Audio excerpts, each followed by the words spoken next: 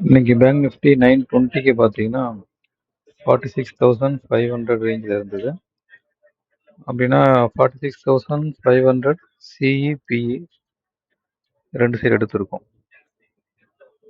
இது 46,500 CE chart. இதில் 920க்கு பார்த்தீங்கன்னா 376 அந்த ரேஞ்ச் இருந்திருக்கு. இதில் ஒரு முறை வந்து எஸ்எல் அடிச்சிருக்கு. எஸ்எல் 10%ன்றது அந்த ஒரு டைம் ரீச் ஆயிருக்கு. செகண்ட் டைம் இந்த இடத்துல என்ட்ரி எடுத்திருக்கு. அகைன் திரும்ப அதே என்ட்ரி லெவலுக்கு வரும்போது செகண்ட் என்ட்ரி எடுத்திருக்கு. பட் செகண்ட் என்ட்ரி வந்து எஸ்எல் அடிக்கல. தென் மார்க்கெட் முடிவு வரைக்கும் கீழே தான் இருந்திருக்கு.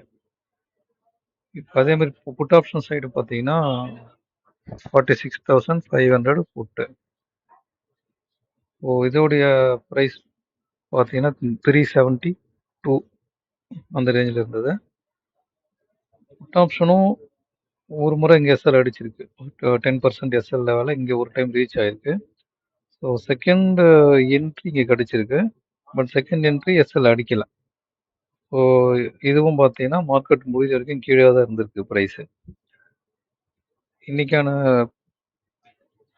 ப்ராஃபிட் லாஸ் டீட்டெயில் பார்த்தீங்கன்னா ஸ்ட்ராடல் கம்பைண்டான ஸ்ட்ராட்டஜிக்கு 435 வந்திருக்கு ப்ராஃபிட்டில்.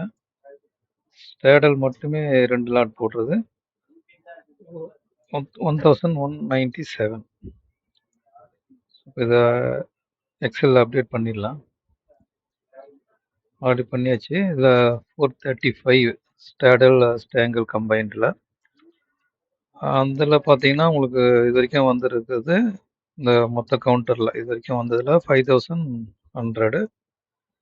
ஸ்ட்ராடல் மட்டும் 2 லாட் போட்டதில் இது வரைக்கும் 20,500 இருக்குது ப்ராஃபிட். ஸோ இது மந்த் எண்ட் கண்டினியூ பண்ணிட்டு பார்ப்போம். அடுத்த வீடியோவில் பார்க்கலாம். நன்றி, வணக்கம்.